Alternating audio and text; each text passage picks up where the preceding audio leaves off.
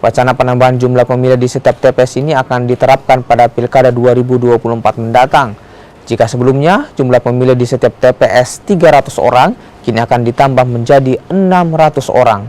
Dengan penambahan jumlah pemilih di TPS, jumlah TPS otomatis akan berkurang hingga 2 kali lipat.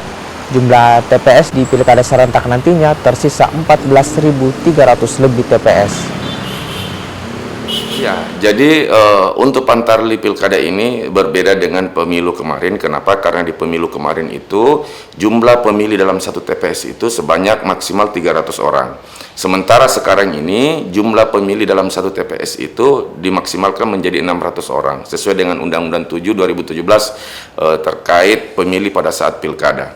Jadi kalau di pilkada itu maksimal pemilih itu di undang-undang itu maksimal pemilih itu 800, sementara kalau dari keputusan KPU RI hanya mencapai saja 600 per TPS.